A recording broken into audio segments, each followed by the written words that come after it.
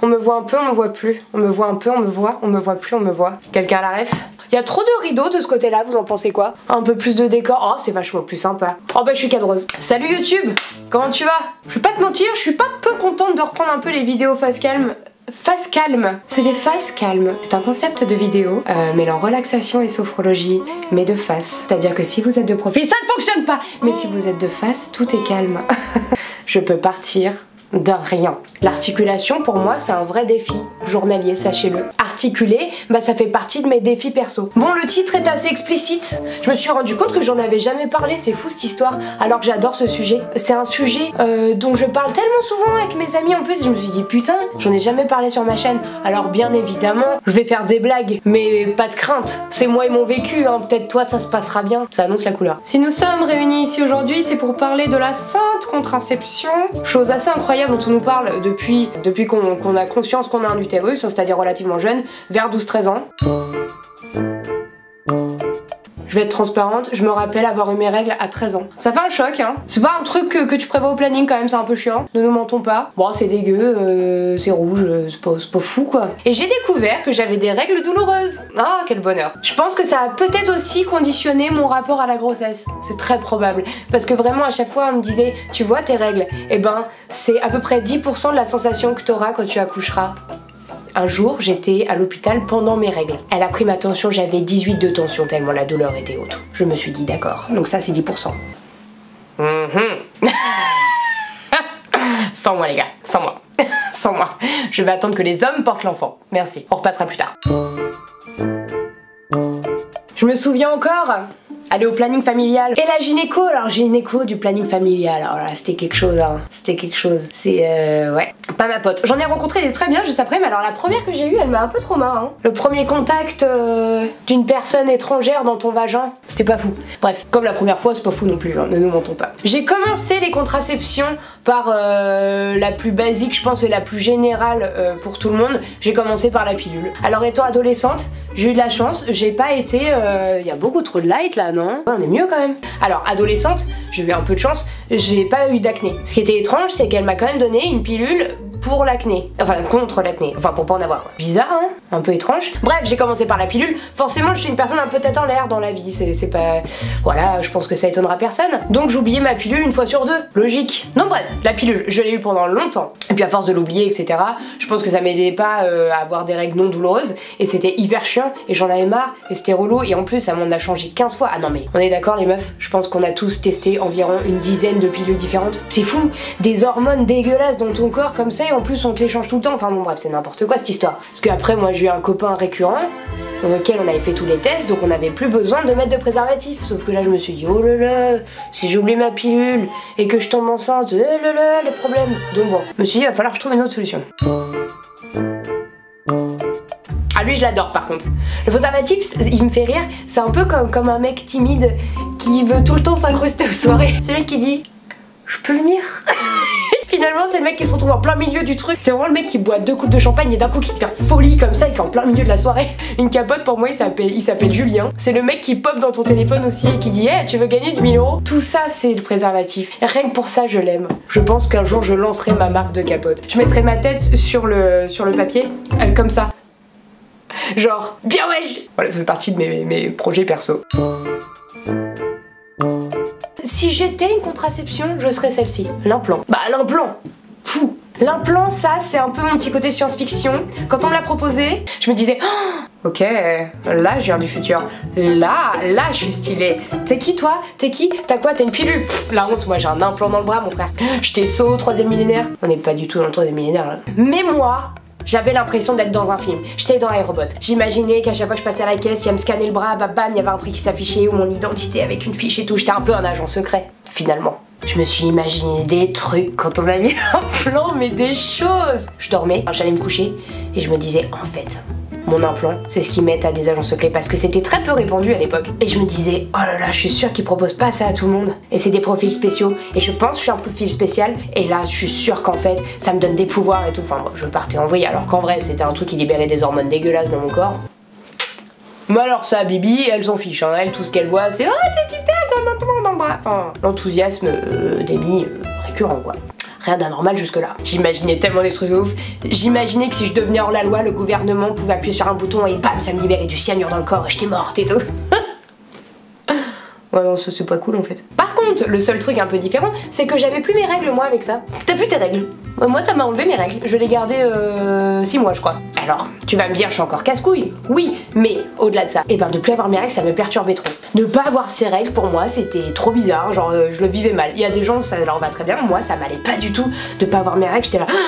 Ça se trouve on m'a enlevé mon utérus en pleine nuit, je suis même pas au courant parce qu'avec l'implant ils peuvent m'endormir et ils m'ont enlevé l'utérus c'est sûr et bref, drama récurrent comme d'habitude. Ça m'a trop perturbée, du coup j'ai fait enlever l'implant. Encore une fois, c'était une gynécologue relativement pas folle. Vraiment, elle m'a ouvert le bras, elle a cherché dans mon bras parce qu'elle arrivait pas à l'attraper. Alors vraiment, j'ai une cicatrice encore. Hein. Elle était pas douée. Elle m'a dit, oh, je l'ai jamais fait, hein, donc on va essayer.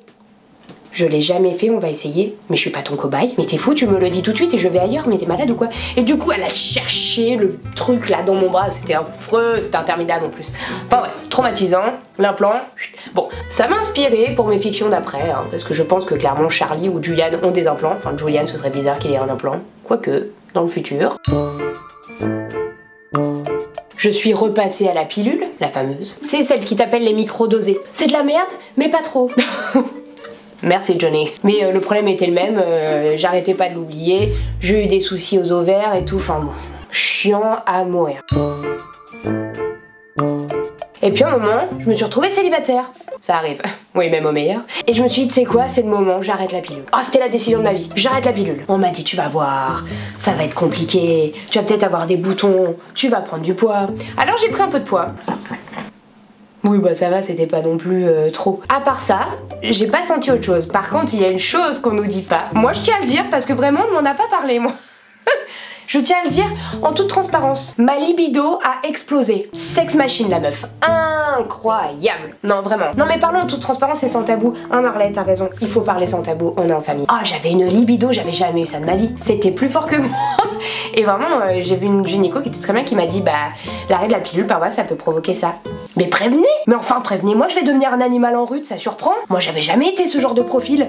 Là d'un coup j'étais une chasseuse. Après ça veut pas dire que ma libido était assouvie, hein, puisque bon, je reste relativement timide. Mais dans ma tête et dans mon corps c'était explosion. Oh ça me gêne de parler de ça devant mon fils. Descends Marley, quand je parle de ma libido je peux pas le faire devant toi. J'ai une coupe de merde, hein. Ouais, bah, on a l'habitude, hein. Où j'ai tenu 6 mois, comme ça, un truc comme ça. C'était pas mal. C'était pas mal. Mais voilà, je vivais, voilà, je fais partie des gens qui sont conditionnés par le système, je pense. Et je vivais dans la crainte de tomber enceinte, tout le temps. Même si je me protégeais, hein, j'avais peur. Je me disais, wow, bah, ouais, flemme. Et alors qu'en fait, une fois que tu te protèges, c'est bon. Mais je pense que je suis trop formatée. Faut le dire, moi, faut avouer les choses, je suis formatée. On nous a tellement mastiqué le cerveau avec ça, bah ça marque. Ça marque, voilà, ça m'a marqué. Et du coup, bah je me suis dit, là, je reprends. Je vais reprendre une contraception. Et alors là, mon pote, je vais te parler d'un truc incroyable. Je ne connaissais pas. Je suis en train de tester l'anneau vaginal. Or c'est fou. Cette histoire, c'est l'histoire la plus folle que j'ai eue dans ma vie. C'est la contraception la plus rigolote. C'est-à-dire que c'est sujet à blague. Alors faut être relativement à l'aise avec son partenaire. Hein. Mais c'est faux. Voilà, tu fais des blagues. Moi, ça fait maintenant 3 mois que j'ai ça. Ça fait 3 mois que je me prends pour Frodon. Quand j'ai un rapport sexuel, j'ai la musique des Seigneurs des Anneaux qui résonne dans ma tête.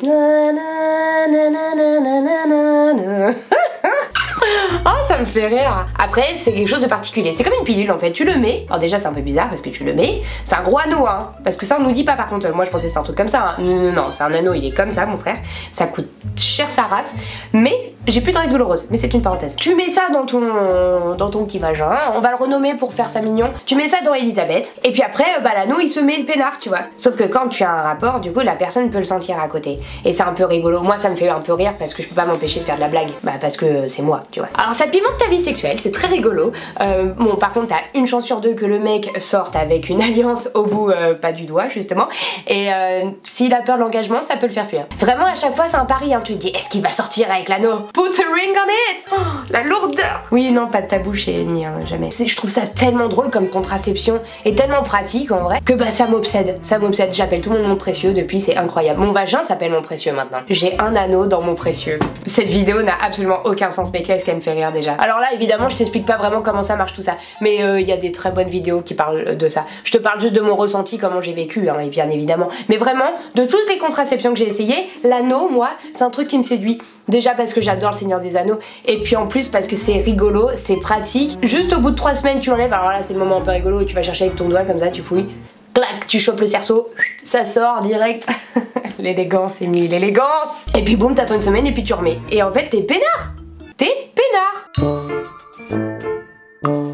Bon, le mieux étant de ne pas se bourrer d'hormones, évidemment, c'est sûr. Mais quand t'es comme moi et que ça te fait peur et que ça te rassure mine de rien d'avoir une contraception, bah moi, avec mes règles douloureuses, l'anneau, c'est une solution que je connaissais pas et je l'ai prise et j'en suis satisfaite. Parce qu'on m'en a parlé du stérilet aussi, hein. Ça me fait trop peur. Non, d'avoir un truc que je peux pas enlever toute seule ou qui est dans mon corps et qui en plus j'ai des règles douloureuses, alors il paraît qu'avec ça c'est l'enfer. J'ai dit il paraît hein, c'est pas une information sûre, moi je pense aux rumeurs. Et voilà, mon rapport à la contraception. C'est la vidéo sûrement la plus intime que j'ai faite jusqu'à aujourd'hui, en tout cas concernant ma sexualité. Je vous souhaite une agréable contraception. N'hésitez pas à discuter dans les commentaires, à donner vos avis. Je rappelle que je ne suis pas médecin et que je n'ai donné que mon avis personnel sur mon vécu perso. Et que chacun, c'est ça qui est un peu génial avec les hormones, c'est que chacun le vit d'une manière différente. Vous avez donc mon exemple. Il faut bien évidemment aller voir votre médecin parce que c'est lui qui vous renseignera le mieux. Les gynécos sont gentils, ce sont des personnes bienveillantes. Moi j'en ai une, elle est chambée. J'adore parler de ma vie avec elle quand j'ai les cuisses écartées. Et sur quoi je peux finir cette vidéo? Ah bah non, bah si, je vous ai pas dit quand j'ai fait ma première fois quel âge j'avais. On va finir là-dessus. J'ai fait ma première fois quand j'avais... White collar never fit clean on me. Only thing nice is the chains on me. Playing dirty trying to switch on me. Only thing pretty is the bitch on me.